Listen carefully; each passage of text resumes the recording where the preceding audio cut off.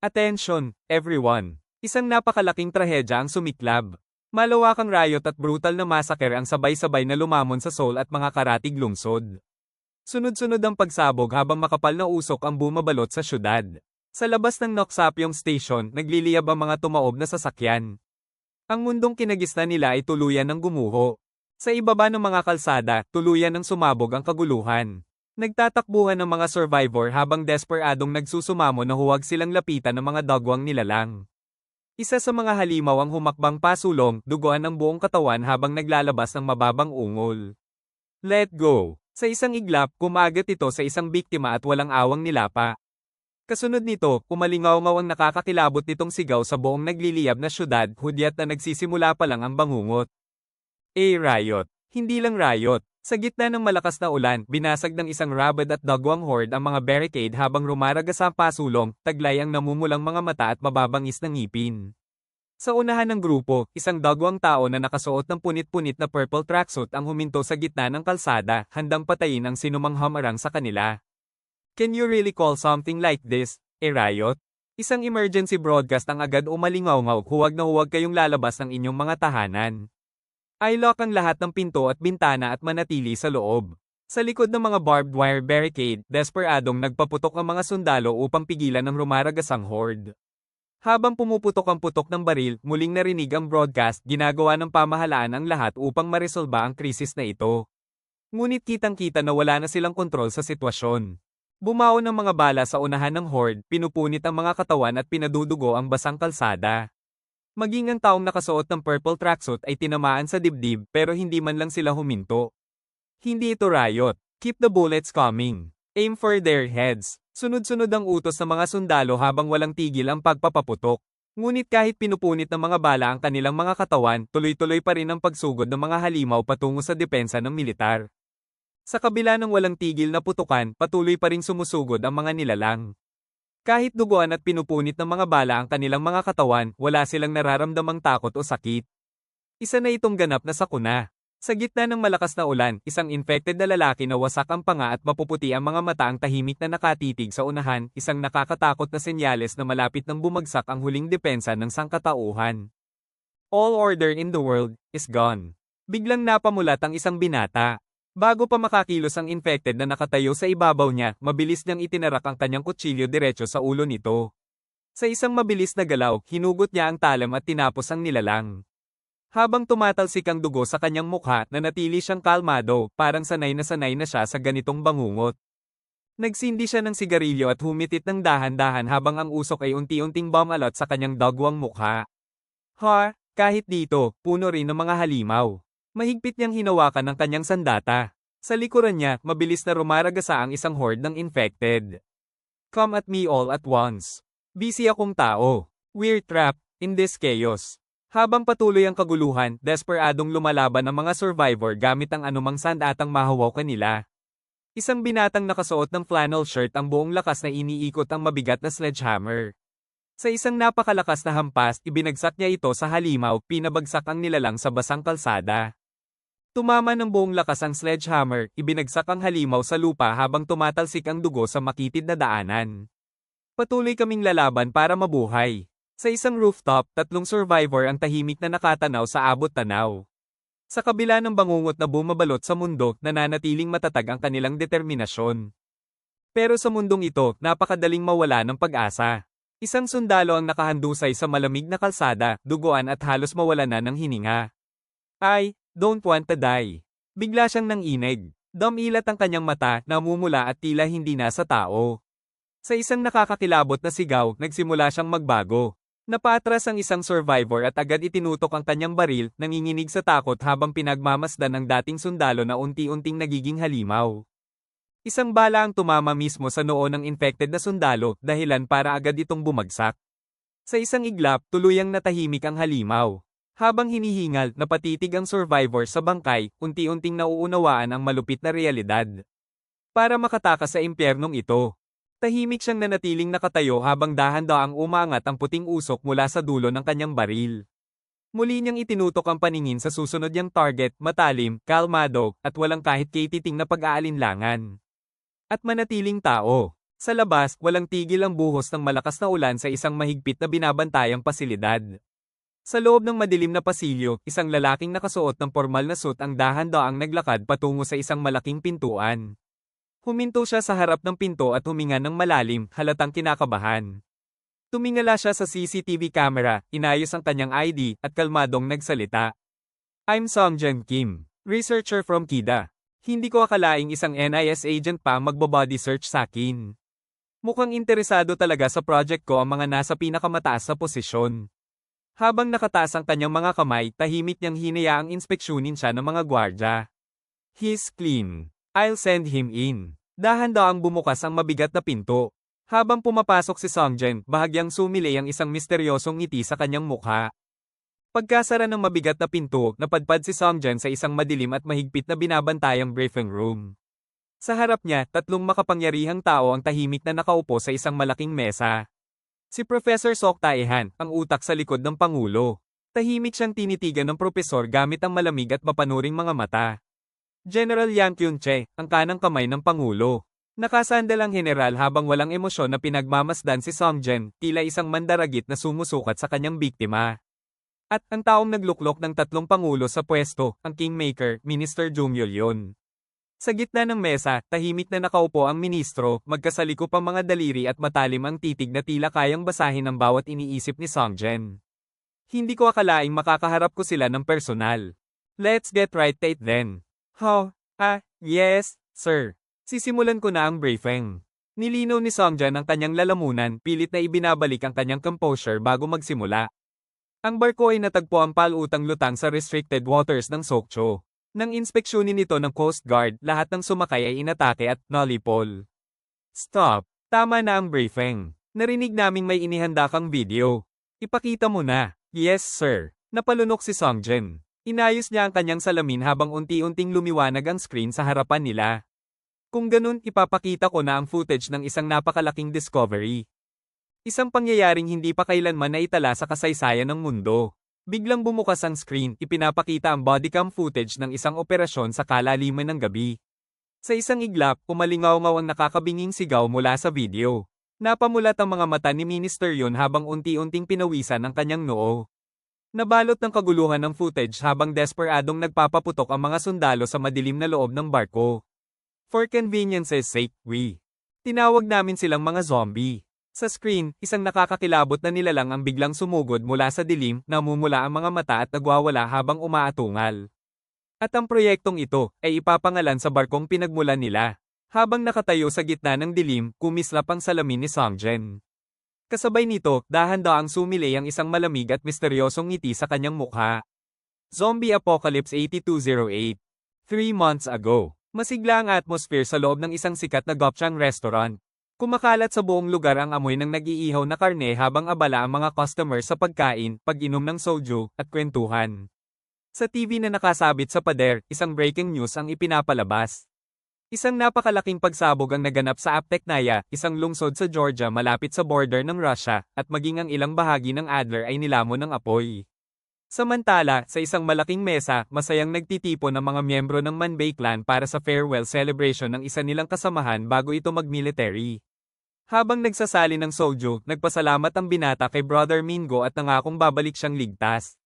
Napahalakak naman ang isa at pabirong inasar ang mga kabataan dahil mas pinili pa nilang mag-enlist sa military kaysa makulong. Pagkatapos ay itinaas niya ang kanyang baso para sa isang toast, dahilan para sabay-sabay na magsigawan at magtag-ayan ang buong grupo, na agad naging sentro ng ingay sa restaurant. Sa kabilang mesa, napailing ang isang binata sa sobrang ingay ng mga gangster. Katabi niya, isang mainitin ng ulong kaibigan na nakasuot ng gray hoodie ang nag-crack ng mga kamao at seryosong nagtanong kung gusto ba nilang turuan ng leksyon ang mga ito. Agad naman siyang pinigilan ng binatang may salamin at sinabing hayaan na lang sila dahil ang tunay nilang pakay ay ihatid si Gina bago ito mag-enlist sa military. Sumang-ayon ang isa pa nilang kaibigan habang ngumunguya ng pagkain. Ayon sa kanya, kapag nagkaroon ng gulong ngayon, si Gina rin ang mapapahamak.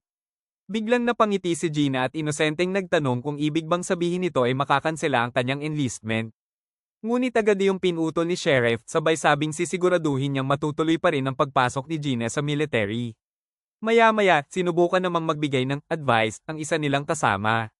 Kwento niya, may narinig daw siyang pinapakain ng kung ano-anong kadiri ang mga bagong recruit habang naglilinis ng banyo. Napangiwi si Gina sa sobrang takot habang biro namang sinabi ng isa pa nilang kaibigan na magpanggap na lang siyang kumain kung mangyari man yon. Dahil doon, nainis si Gina at sinabihan silang tigilan ng usapang nakakadiri habang kumakain.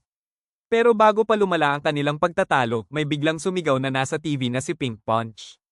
Sa isang iglap, sabay-sabay silang napalingon sa screen at nakatutok ang lahat ng kanilang atensyon dito. Habang tumutugtog sa TV ang sikat na idol group na Pink Punch, hindi napigilan ni Gina ang kanyang emosyon. Lumuluha siyang nagbigay ng military salute sa screen at sumigaw na handa niyang ibuwis ang kanyang buhay para protektahan si Terra, tila nakalimutan na niya ang mismong bansang paglilingkuran niya.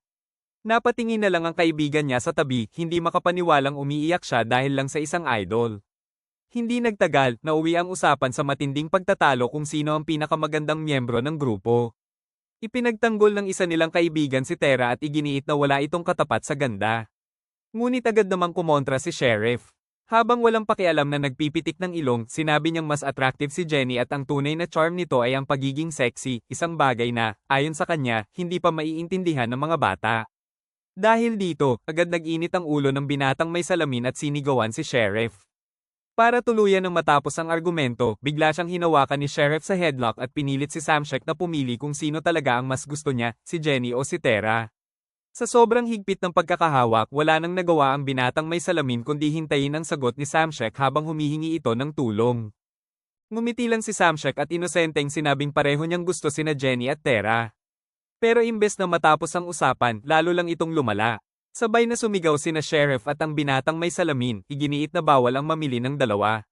Bago pa tuluyang maging malaking gulo ang kanilang pagtatalo, biglang may malakas na kalabog na umalingaw-ngaw sa buong restaurant. Agad silang napahinto at napalingon sa pinanggalingan ng ingay. Hindi kalayuan sa kanila, isang napakalaking lalaking puno ng tato ang galit na sinisigawan ng isang waitress matapos itong aksidenteng matapunan ang damit ng kanyang kasama. Nanginginig sa takot, paulit-ulit na yumuko ang waitress habang humihingi ng tawad at nangakong siya ang sasagot sa lahat ng gasto sa pagpapalinis ng damit. Halos maiyak na ang waitress habang patuloy siyang sinisigawan ng lalaki na galit dahil nasira raw ang kanilang kasiyahan. Nanginginig sa takot, mahina niyang naitanong kung ano pa ba ang maaari niyang gawin. Biglang ngumisi ang thug at dinilaan ang kanyang lobby, sabay sabing magandang tanong iyon. Walang pag-aalinlangang hinablat niya ang braso ng waitress at inutusang sumama at makiupo sa kanilang mesa. Nabigla ang dalaga at napasinghap sa takot. Ngunit bago pa siya makaladkad, may biglang humawak ng mahigpit sa palso ng thug at agad itong napatigil. Napalingon ang lalaki at galit na tinanong kung sino ang pakialamerong iyon. Si Sheriff pala ang hamarang. Mahigpit niyang hawak ang braso ng thug habang diretsyong nakatitig dito. Mahinahon munang binalaan ni Sheriff ang lalaki at sinabing tama na dahil nasa pampublikong lugar sila. Ngunit imbes na tumigil, ngumisi lang ang thug at mapanuyang nagtanong, enough of what? Kasunod nito, bigla niyang sinampal si Sheriff ng buong lakas. Habang kinukutya si Sheriff dahil akala raw nito ay bida siya sa pelikula, hindi na niya nagawang tapusin ang kanyang sinasabi. Sa isang kisap mata, gumanti si Sheriff. Isang napakalakas na suntok ang agad tumama sa thug at pinilipad ito paatros. Bumagsak ng malakas ang dambuhalang lalaki sa sahig. Umikot ang kanyang mga mata at tuluyan siyang nawalan ng laban habang mahina na lang siyang umuungol sa sakit at pagkabigla. Tahimik lang na pinanood ng leader ng gang ang nangyari habang kalmadong humihigop ng kanyang inumin. Sa kabilang mesa, biglang nagsitayuan ang mga kasamahan ng thug at nagpanik nang makita ang kanilang kasamang nakahandusay. Isa sa kanila, isang lalaking maigsi ang buhok, ang humakbang pasulong at malamig na nagtanong kung alam ba ni Sheriff ang ginawa niya. Pero hindi man lang natinag si Sheriff. Diretsahan niyang sinalubong ang titig ng lalaki at may mapanghamong ngiting nagtanong, dapat ba akong matakot? Dahil doon, tuluyan nang nawala ng pasensya ang buong grupo. Sabay-sabay silang ramagasa kay Sheriff mula sa iba't ibang direksyon upang ipaghiganti ang kanilang kasamahan. Dahil sa biglaang gulo, nataranta ang isa sa mga kaibigan ni Sheriff at nagtanong kung kailangan ba niya ng tulong.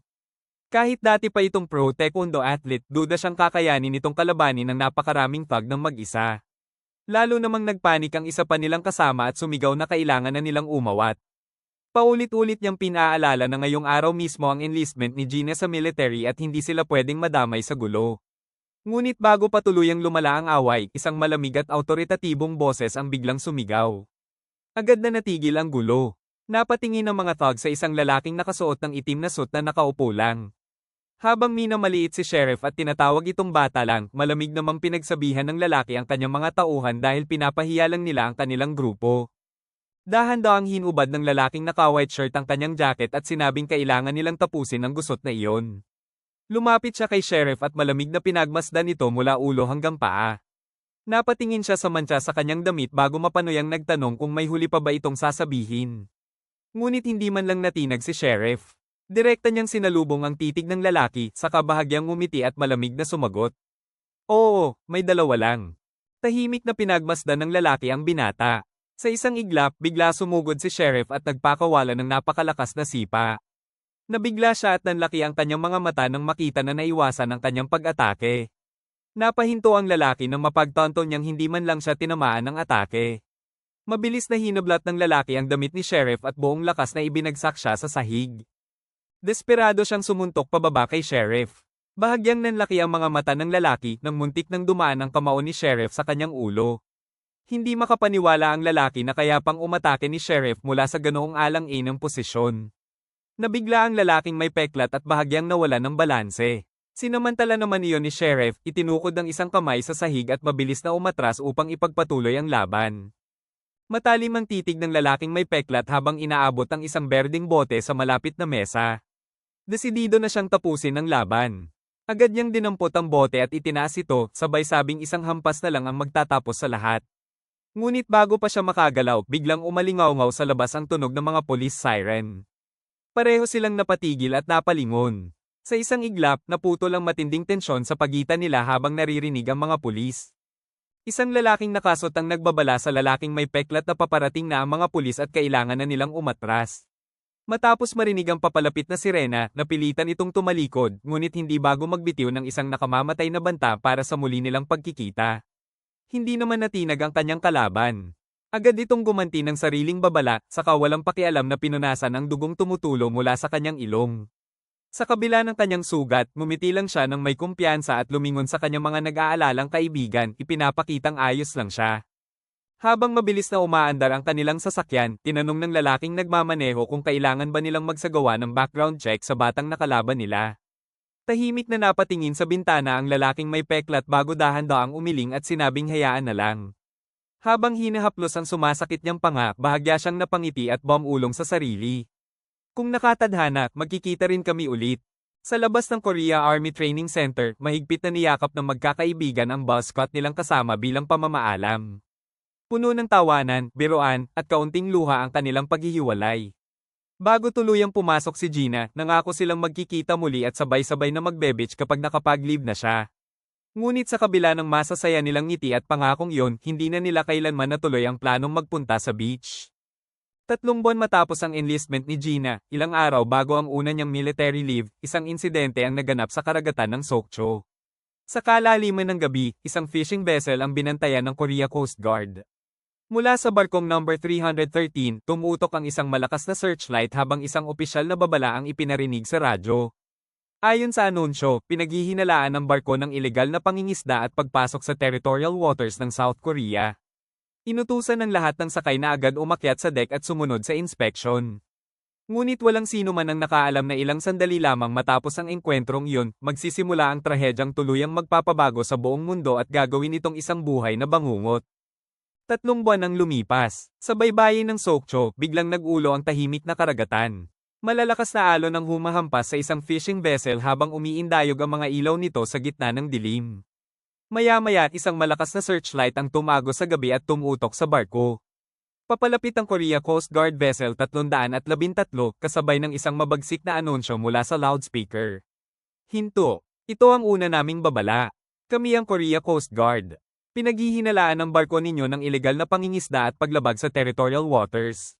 Lahat ng crew, umakyat agad sa deck para sa inspection.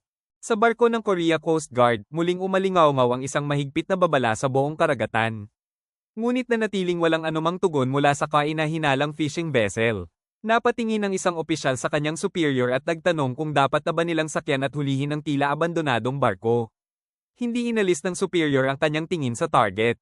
Kalmado niyang sinabi na susundin muna nila ang tamang protocol at sisiyasatin ang barko. Walang pag-aalinlangan namang sumaludo ang opisyal. Yes sir. Isang grappling hook ang mabilis na lumipad sa ere at malakas na kumapit sa railing ng target na barko.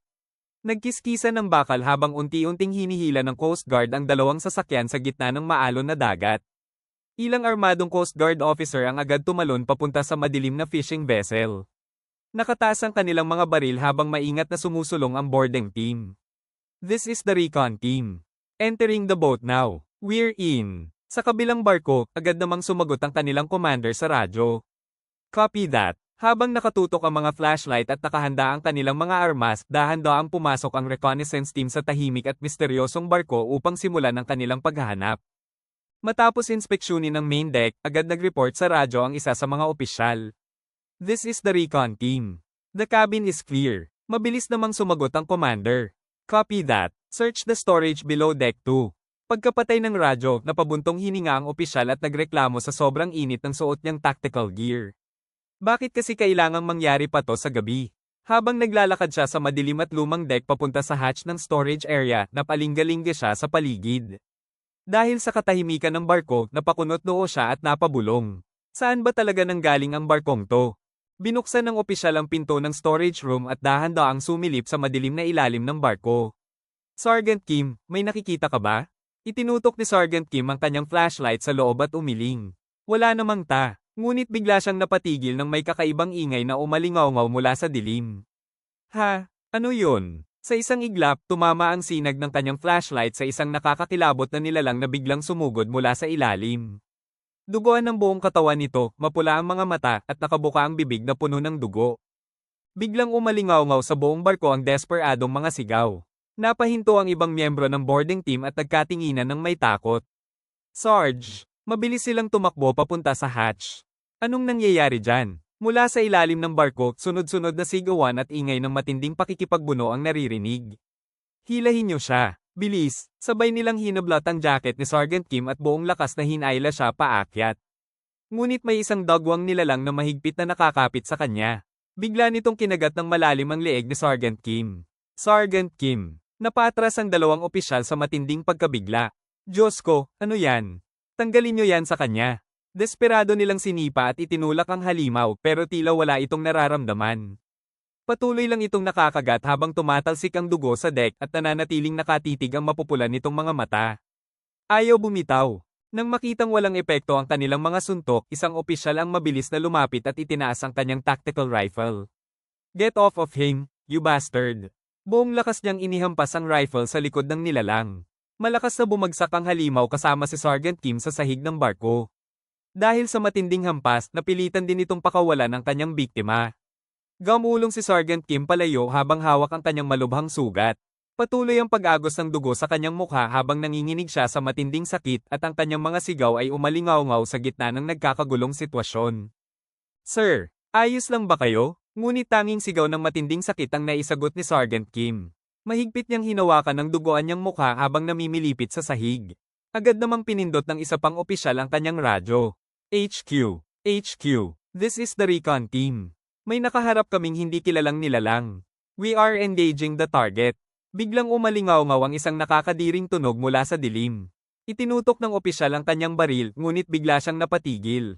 Sa harapan nila, nakatayo ang dagwang nilalang habang dahan-daang ngumunguya ng laman na napunit mula sa mukha ni Sergeant Kim. Nakatitig ito sa kanila gamit ang mapupula at walang buhay nitong mga mata. You've gotta be kidding.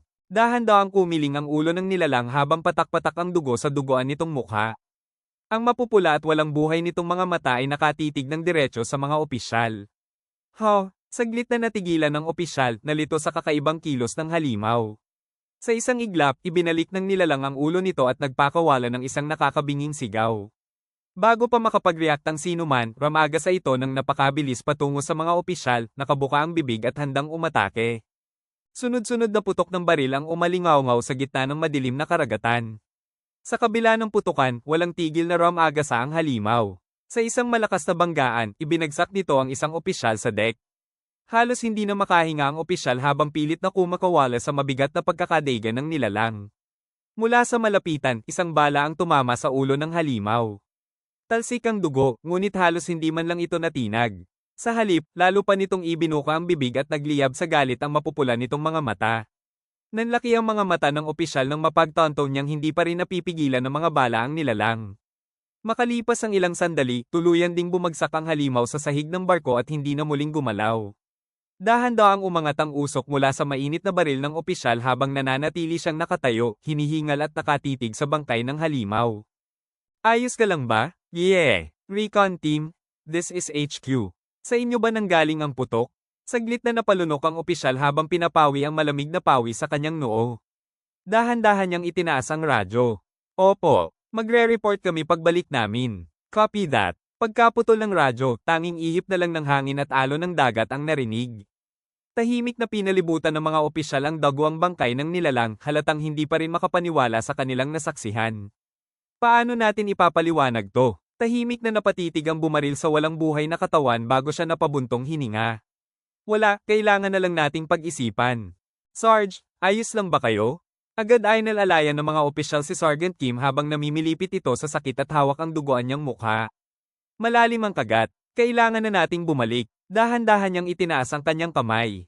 Sabihan niyo ang medical team, ihanda na sila. Bigla na lang ito napatigil at nanlaki ang kanyang mga mata sa gulat. Sa kanyang harapan, nakatitig si Sergeant Kim gamit ang mapupula at duguan nitong mga mata habang dahan-dahan nitong kinakagat ang kamay na nasa kanyang harapan. Anong ginagawa niyo? Biglang nagkagulo sa deck ng tuluyan nang mawalan ng katinoan si Sergeant Kim. Dumadaloy ang dugo mula sa kanyang bibig habang nanlilisik ang mapupula nitong mga mata. Sergeant Kim. Sa sobrang takot, mabilis siyang itinulak ng isa pang opisyal.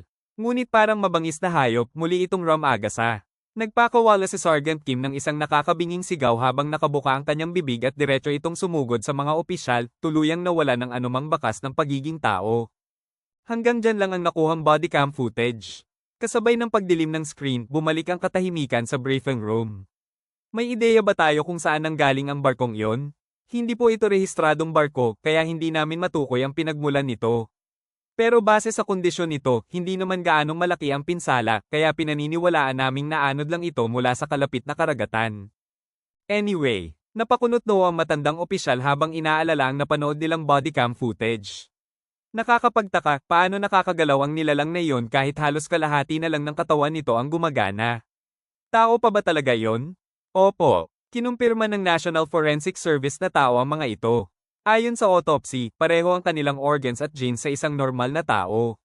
Saglit siyang tumingin sa kanyang mga dokumento bago nagpatuloy. Pero may isang kakaibang detalye.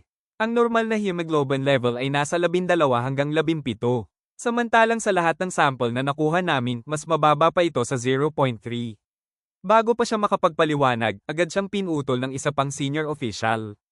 Tigilan mo muna ang mga technical terms. Ipaliwanag mo sa paraang maiintindihan namin. Sa madaling salita, ang mga sample na ito. Saglit siyang napatigil. Isang patak ng pawis ang dahan-daang tumulo sa kanyang pisngi bago niya ibinagsak ang nakakagulat na katotohanan. Hindi na sila humihinga. Napasinghap ang buong silid. Halatang hindi makapaniwala ang mga opisyal sa kanilang narinig. Nagpatuloy si Songjen. Ibig sabihin, kaya nilang mabuhay kahit hindi na umaasa sa puso at baga. Sa halip na matakot, isang mataas na opisyal ang bahagyang napangisi. Kumislap ang kanyang mga mata sa kasakiman habang naiisip ang posibleng pakinabang ng naturang tuklas. Napakalaki ng magiging halaga nito. Kapag nalaman natin kung paano ito gumagana, maaari nating palitan ng puso at baga ng tao. Huwag muna nating ilabas lahat ng impormasyon. Mas malaki ang kikitain natin kung paunti-unti natin itong ibebenta. Napangisi ang isa pang opisyal, halatang iniisip na agad ang magiging kita mula sa natuklasan. Ngunit biglang nagsalita ang nakatatandang opisyal, pinatahimik ang silid. Napakahalagang sample ang napunta sa atin. Maaaring ito ang maging susi sa pag-unlad ng bansang ito. Saglit siyang tumigil bago naging seryoso ang kanyang tingin. Pero base sa napanood natin, mukhang napakadelikado rin ito. Dahan-dahan siyang yumuko at tinitigan si Songjen. May naisagawa na ba kayong pag-aaral tungkol dyan? Biglang kinabahan si Songjen. Napalunok siya habang inaayos ang kanyang salamin at pinapawi ang pawis sa noo. Opo, sir. Tulad ng sinabi ninyo, marami pa kaming kailangang pag-aralan. Isa na rito ang antas ng pagiging nakakahawa nito. Gaano kalawak ang posibilidad ng transmission nito? Napaisip sandali si Songjen bago inayos ang kanyang salamin. Hypothesis pa lang po ito, pero naniniwala kaming nagsisimula ang pagbabago kapag ang bakterya at enzymes mula sa laway ng infected ay nakapasok sa bloodstream ng isang tao. Napasanggal ang isang opisyal at walang pakialam na nag-cross ng mga braso. Kung ganun, sa kagat lang pala ito ni papasa. Ibig sabihin, mas mababa pa ang transmission rate nito kaysa AIDS. Paano naman ang kabaligtaran? Napakurap si Songjen. Kabaligtaran po. Biglang nanahimik ang buong conference room. Matalim na napatitig ang nakatatandang opisyal kay Songjen bago dahan-dahan niyang itanong. Ano ang mangyayari kung tao ang kumagat o kumain sa mutant? Wala pa po kaming sapat na research tungkol doon. Biglang malakas na hinampes ng isang opisyal ang mesa. Paano nyo nakalimutang imbestigahan ng napakahalagang bagay na yan? Kahit nagkamali ang mga tauhan mo, dapat ikaw na mismo ang nag-asikaso. Bago pa lumala ang sitwasyon, kalmadong namagitan ng isa pang opisyal. Sige na, kumalma muna tayo. Itinaas niya ang kamay upang pahupain ang tensyon bago bahagyang ngumiti. Nasa atin na naman ang sample. Hindi na siguro magiging mahirap magsagawa ng eksperimento. Pagkatapos ay tumingin siya kay Songjen. Dr. Kim, makakaasa ba kami ng report sa loob ng isang linggo? Sa isip ni Dr. Kim, halos mapasigaw siya. Nagbibiro ba kayo? Sino naman ang ipapakain ko sa halimaw na yon? Malamig na pawis ang tumulo sa kanyang sentido habang mabilis na umiikot ang kanyang isip. Pero, wala rin naman akong karapatang tumanggi. Pilitan siyang ngumiti at sumagot. Of course, sir. Tumango ang nakatatandang opisyal at pinag-cross ang kanyang mga kamay. Kung ganun, oras na para makita natin ang sample ng personal. Handa na ba ang lahat? Opo, sir. Pakitingin na lang po sa pader sa likod ninyo. Pinindot ni Dr. Kim ang remote at itinuro ang nasa likuran ng mga opisyal. Isang manipis na pulang ilaw ang lumitaw sa gitna ng pader. Kasabay ng malakas na ugong ng bakal, dahan-daang bumukas ang higanteng pinto at bumalat sa silid ang nakakatakot na pulang liwanag. Napalingon ang lahat ng opisyal sa likuran. Maya-maya, isang nakapangingilabot na ungol ang umalingaw-ngaw mula sa loob. Dahil dito, agad silang napatayo sa matinding gulat. Sa likod ng makapal na salamin ay ilang dagwang tao na nakasuot pa rin ng punit-punit na uniforme ng Coast Guard. Namumula ang kanilang mga mata at wala na silang anumang bakas ng pagiging tao. Bigla silang ramagasa at buong lakas na bumangga sa salamin. Kumalat ang dugo sa salamin habang patuloy silang umuungol at pilit na sumasalakay, dahilan upang mapatigil sa matinding takot ang lahat ng nasa silid. Marahan tinapak ni Dr. Kim ang makapal na salamin. 5 pulgada ang kapal ng acrylic glass na ito. Muli niya itong tinapak habang patuloy na umaatungal ang mga infected sa likod niya. At isa pa, wala pang 10% ang oxygen sa loob ng containment chamber. Halos kalahati lang iyon kumpara sa normal na hangin sa Seoul. Sa likod ng salamin, isang dagwang infected ang biglang idinikit ang dalawang palad nito sa acrylic habang nakabuka ang bibig, tila desperadong gustong makalabas. Kalmadong itinuro iyon ni Dr. Kim. Nakakagalaw sila kahit halos walang oxygen at wala rin silang nararamdamang sakit. Tahimik na hinaplos ng isang opisyal ang kanyang baba habang pinagmamasdan ng mga infected. Maganda ang lahat ng yan, pero mukhang wala na silang talino. Kung hindi lang, magiging perpektong sundalo sana sila. Tumingin siya kay Dr. Kim. Marunong ba silang gumamit ng baril? Sa tingin ko po, hindi. Tumango ang opisyal at muling tumingin sa mga halimaw sa likod ng salamin. Gayunpaman, malaki pa rin ang halaga nila sa military. Nakagawa na ba kayo ng simulation kung paano sila magagamit sa digmaan? Opo, sir. Sinubukan naming isimulate kung ano ang mangyayari kapag pinakawalan sila sa isang modernong lungsod na walang anumang impormasyon tungkol sa kanila. Inobserbahan namin ang sitwasyon kada 24 na oras. Sa isang maliit na lungsod na may populasyong mas mababa sa 100,000, 2% ang na-infect sa loob ng unang 24 na oras. Umabot ito sa 17% sa ikalawang araw at 34% pagsapit ng ikatlong araw.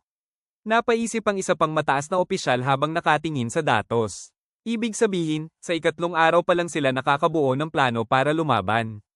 Kailangan nating humanap ng paraan para maputol ang pagpapalitan ng impormasyon. Saglit siyang tumigil bago muling tumingin kay Dr. Kim. Paano naman kung sa isang malaking lungsod? Gamit ang parehong time frame, umabot sa 47%, 64% at 70% ang infection rate sa isang megacity. Kasabay ng kanyang paliwanag, lumabas sa malaking screen ang mga simulation ng nagliliyab na syudad at kaguluhang dulot ng outbreak. Nagpatuloy siya. Dalawa ang pangunahing dahilan kung bakit mas mabilis ang pagkalat sa malalaking lungsod. Una, mas mataas ang population density. At pangalawa, kaya nilang maglakbay ng humigit kumulang 12 miles bawat araw habang naghahanap ng mga biktima. Tahimik na tumango ang isang opisyal habang pinoproseso ang mga numero. Sa tingin mo ba, sapat ang datos na yan para magkaroon ng military value? Pagkatapos ay tumingin siya sa general na katabi niya. Ano sa tingin mo, general? Mabigat ang naging tugon ng general. Napakalaking kawalan kung magsisimula ang isang digmaan na halos kalahati ng populasyon mo ay wala na.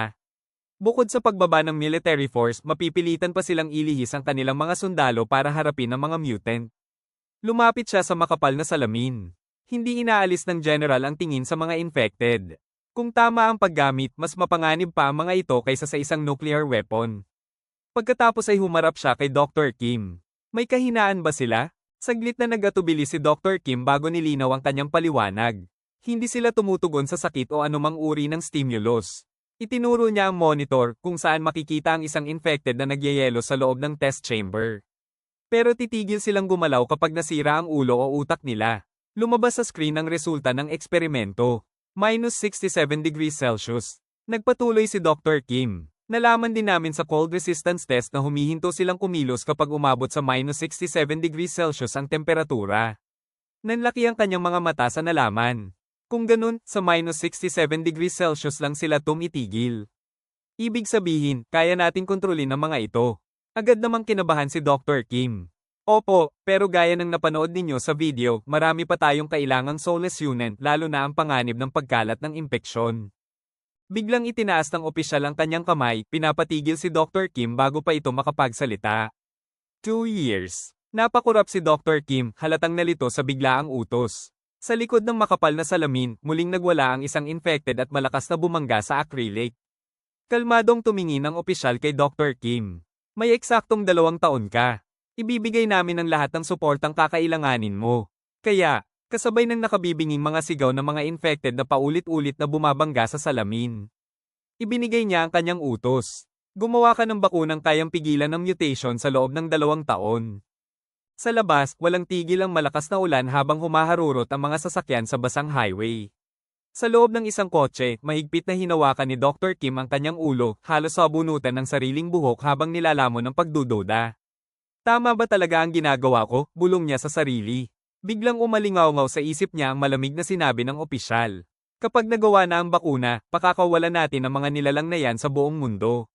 Naiisip mo naman siguro kung gaano magiging kahalaga ang bakuna pagkatapos noon, hindi ba?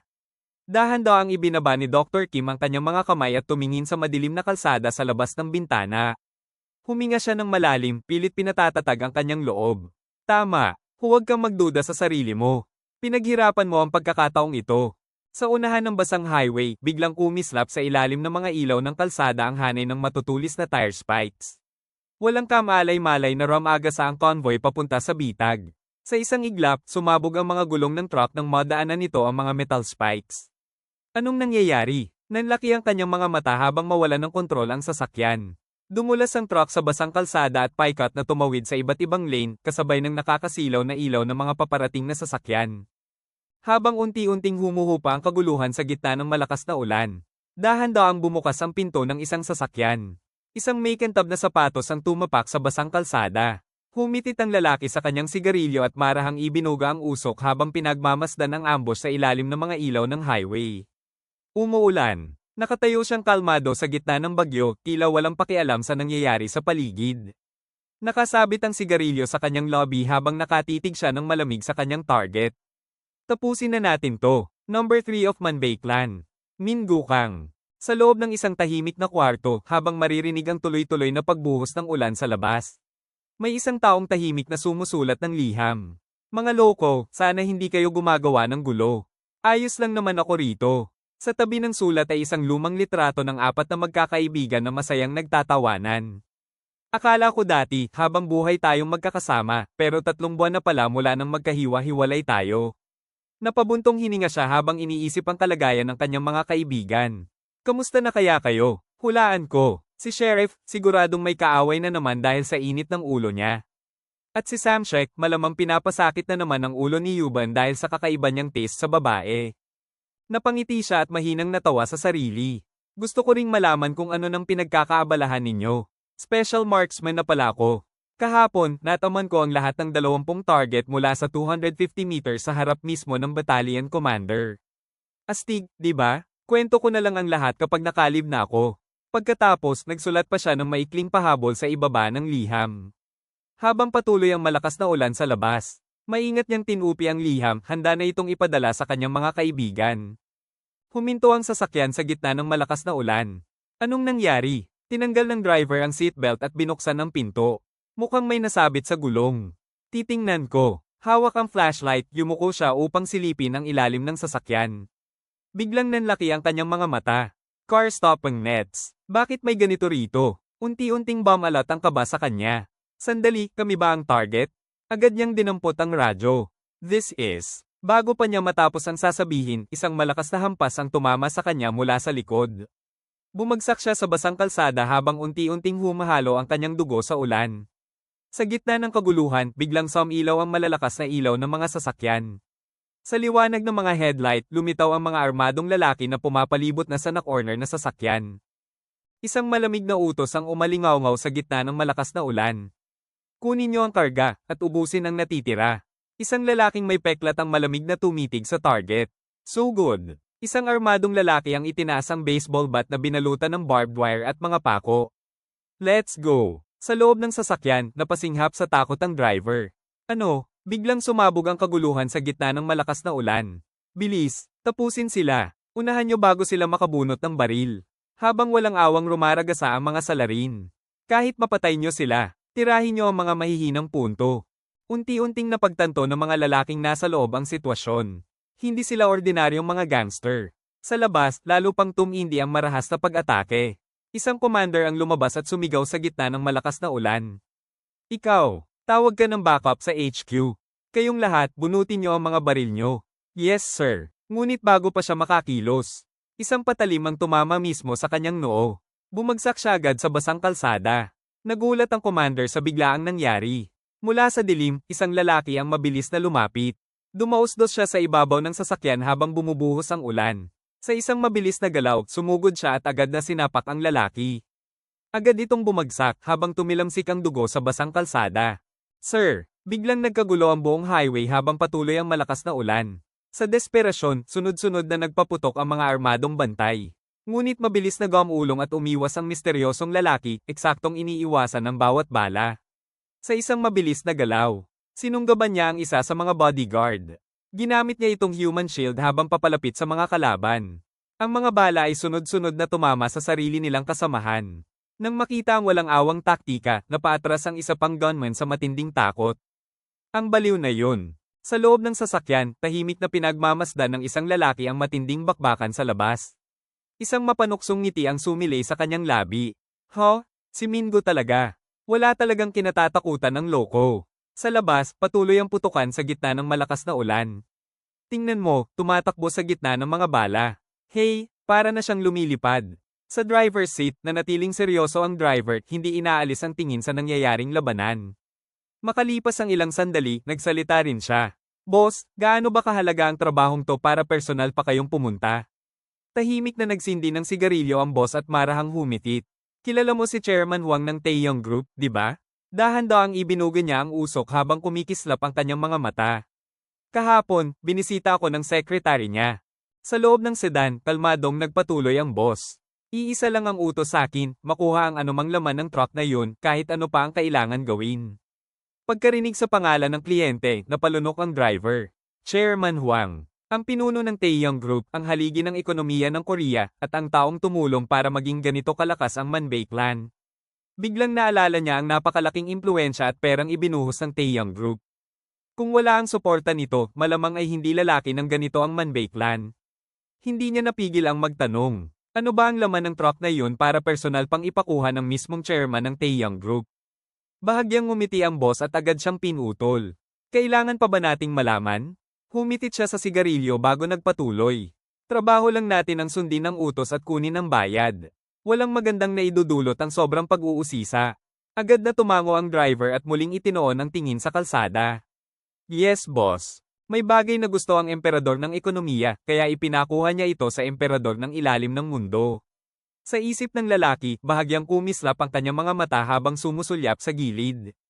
Interesting. Sa labas, patuloy ang malakas na buhos ng ulan. Unti-unti nang humupa ang labanan. Tapos na naming linisin ang lugar. Lumapit si Mingo, basang-basa sa ulan. Brother, nasa atin na ang truck. Magaling. Tingnan niyo ang laman. Lumapit ang grupo sa likurang pinto ng armored truck habang patuloy na binabayo ito ng ulan. Ngunit biglang napatigil ang kalbong tauhan nang makita ang makapal na locking system. Brother, hindi ordinaryong truck to. Lumapit ang isa pa niyang kasamahan at sinuri ang bakal na pinto. Oo, sobrang higpit ng security. Habang tinitingnan ng reinforced steel at komplikadong wheel locks, napailing ang kalbong lalaki. Kung alam lang natin na may passcode pala, sana may iniwan tayong buhay. Brother, ilipat na lang ba natin ang buong truck? Mariing umiling si Mingo. Hindi. Baka may GPS tracker yan. Madali tayong matrace. Bago pa sila makapag-isip ng ibang paraan, may isang boses ang sumigaw sa gitna ng malakas na ulan. Brother, napalingon si Mingo. May nakita akong nagtatago sa shotgun seat ng truck. Kaladkad nilang dinala ang lalaki habang nagpupumiglas ito. Please, wala akong alam. Maawa kayo sa akin. Bumagsak siya sa basang kalsada, nanginginig sa takot habang napapalibutan ng mga miyembro ng Manbay clan. Napailing ang isa sa mga tauhan. Tigilan mo nga ang pag-iyak. Sigurado ba kayong ahente to? Kalmadong nag-utos si Mingo. Ikapkapan nyo. Agad siyang kinapkapan ng isa sa mga tauhan at may nakuha itong ID card. Mukhang utak lang to. Researcher ng KIDA. Kinuha ni Mingo ang ID at binasa ang pangalan. Si Yenjin Kim KIDA Researcher. Dahan-dahang sumilay ang malamig na ngiti sa kanyang labi. Lumapit siya kay Songjen na halos manginig sa sobrang takot. Yumuko siya ng bahagya at malamig na tumitig sa kanya. Hoy! Itinuro ni Mingo ang armored truck. Ano ang passcode niyan? Napatingala si Songjen, halatang kinakabahan. Nanginginig na umiling si Songjen habang umaagos ang ulan sa kanyang mukha. Hindi ko po alam. Confidential information lang po yun para sa mga ahente. Bahagyang napangiti si Mingo. Confidential. Opo, totoo po ang sinasabi ko. Sa isang iglap, mabilis na kumilo si Mingo. Biglang napasigaw si Songjan nang magtamo siya ng malalim na hiwa sa mukha. Napaluhod siya habang hawak ang sugat sa kanyang mukha. Lumapit si Mingo at malamig na tumingin sa kanya. Tatanungin kita ulit. Nanginginig si Songjan sa takot, halos hindi makapagsalita. Iligtas niyo ako. Please. Nakatitig si Mingo kay Songjan habang kumikislap ang talon ng kanyang kutsilyo sa ilalim ng ilaw ng kalsada. Ang passcode. Sigurado ka bang wala kang alam? Duguan ng mukha ni Songjan habang nanginginig siyang sumagot. Hindi niyo mabubuksan ang pinto. May, hindi na siya pinatapos ni Mingo. Muling tumilamsik ang dugo sa basang kalsada. Bumagsak siya sa kanyang mga kamay at tuhod, nanginginig sa matinding sakit habang hawak ang duguan niyang mukha. Halos umiiyak na siyang nakiusap. Please, ayaw niyong makita ang nasa loob. Masyadong delikado. Hindi niyo kayang kontrolin yun. Tahimik lang na nakatingin si Mingo, nababalot ng anino ang kanyang mukha. Mas unahin mong alalahanin ang sarili mong buhay, kaysa ang sa amin.